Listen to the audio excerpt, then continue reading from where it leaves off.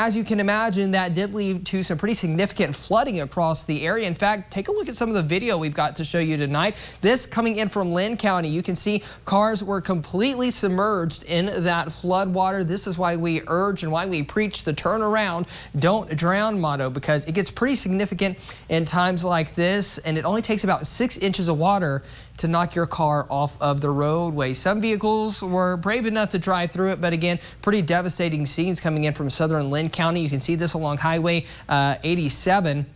There, that semi halfway on its side almost. You can see people stalled out in those high flood waters, but a special thanks to photojournalist Larry Rodriguez for being out today in the elements, getting some of that video. And we're dealing with some flooding issues on US 87 about 4 miles north of O'Donnell. We have one of our members of our staff there live, and take a look at this. We've got a vehicle stalled there in that rainfall. As I mentioned, almost 6 3/4, almost up to 7 inches of rain in some areas around O'Donnell.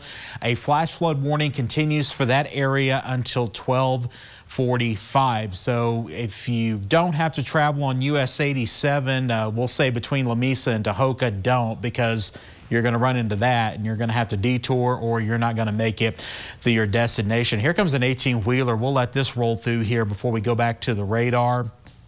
Again, you can see that flooding situation there in Lynn County. 7 inches is going to lead to some flooding, and that's exactly what we saw through portions of Lynn County. We've got some video to show you of that from earlier today. We did have our photojournalist Larry Rodriguez out on the scene there. This is a farm to market road in Lynn County. You can see that water completely covering it. You can see the water, just how high it is, making those waves on off the other side. And this water may not look deep to you at home on your screen, but you don't know if the road is even still left underneath this water. That amount of water that we had fall, that volume moving at the speed it was, will erode roadways very, very quickly. And that is why we always urge you to turn around, don't drown, because of scenes like this. And we even had several reports of roads being completely closed down. As you can imagine, whenever it looks like this, we had cars that were washed off the roadways, and Highway 87 completely backed up at times. You can see a lot of that water still off in the ditch area,